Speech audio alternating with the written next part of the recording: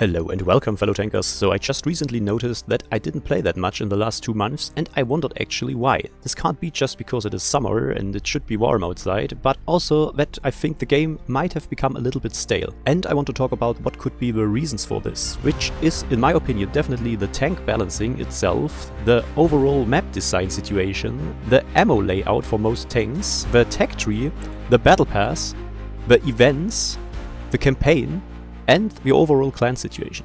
So let's start off with the overall tank balancing. You maybe have noticed that right now in the August there's a daily collectible. You can earn or buy every day a premium tank, which is most likely a low tier tank. Right now it's tier 2, maybe they keep it like this, I don't know.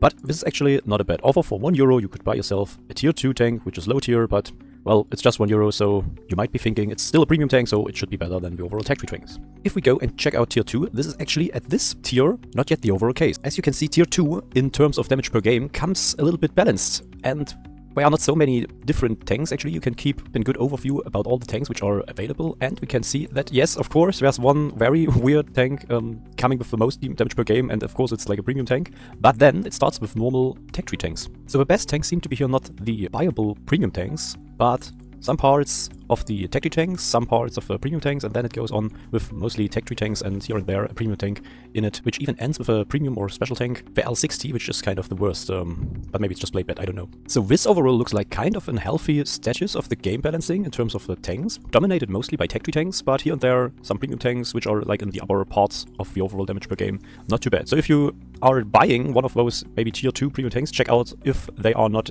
the worst or not very bad or something like this. But for example, the Tetrarch was available some days ago, which isn't too bad. The T1 E6, which they are selling today, we can check where it is here in the table, and we can see it is here. So kind of in the lower part of the middle. Nothing too crazy. If you can get like the PZ38 or the PZ35, that would be something, or the Vickers, something like this, which might be worth buying them for €1. So it seems that this tier might even be like playable or not too bad. Well, if you ignore that, it's still like +-1 or +-2. I don't know if low tier is like that already.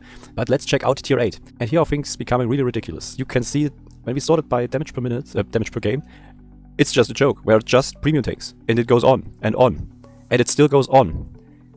Even more. And now, finally, after I don't know how many premium tanks, we find the first one. It's the Type 57 with around 1100 damage per game. After that, there comes Tank Destroyer, the Rheinmetall, and after that, the ISU 152, T32, yeah. So it gets a little bit more mixed here, but it's still hardly dominated by premium tanks. And here and there always like a tech tree tank in the middle. And if you go lower and lower, the tech tree tanks are getting more dominant and the premium tanks are getting less and less. Still, they are, for example, exceptions. For example, the ELC is extremely good tank, but of course it doesn't come with a damage per game, so light tanks, we should exclude them from this comparison. So, but all in all, you can see that premium tanks are by far not balanced anymore in comparison with tech tree tanks. You can check out actually almost every tier. Let's take tier 7. Of course, it's looking a little bit better than tier 8, because at tier 8 we have the most premium tanks. But if you go and check out tier 6, mostly dominated by premium tanks, with like the M6 being a little empathy from Wargaming, giving us a tech tree tank which doesn't underperform just right away.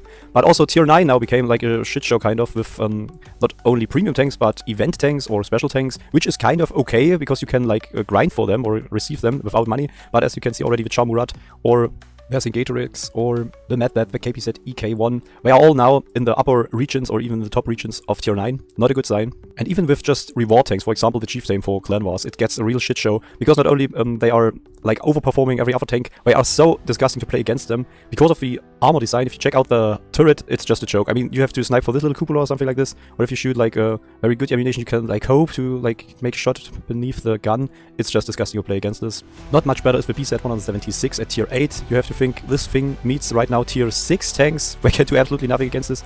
Yes, I know, if it's like playing hull down, you can try to shoot the turret, but still, if you're tier 6, you want to be far away from that thing, so hitting this will become very difficult, and you cannot penetrate it anywhere else if it's not like showing a little bit weak spots or the lowest plate here. And it can shoot back at you with 225mm HE shell and give you over 800 damage normally. Yeah, I don't have to talk much about this thing. I guess it's pretty clear that the premium tanks are far too unbalanced in comparison to tech tree tanks, and you shouldn't be forced to pay for a tank to be better than others. You can invest your time playing the game as best as you can, of course, and then you can also perform good with a tech tree tank, no doubt, but you will always perform better in most cases with a premium tank, which is one of the like top 30 or top 40 damage per game performers overall in the game. And that's just a sad part right now, and I'm not sure how they want to fix this.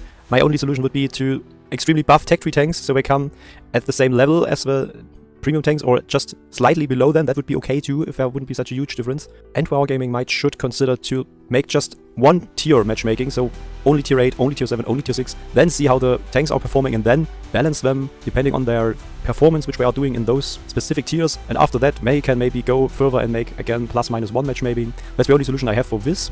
In the next video, I want to talk about a problem which is highly connected with unbalanced premium tanks or overall overperforming tanks, and it will be about the maps. Because the maps are like highly preferring special tank designs, like looking at you here, Chieftain. So keep tuned for the next video, and thanks guys for watching. Let me hear what you think about this, about the overall situation right now in World of Tanks, if it's still enjoyable to play, what might be happening in September where they announced a big update and what they want to do, and who knows what they have in mind. Thanks guys for watching, and cheers bros.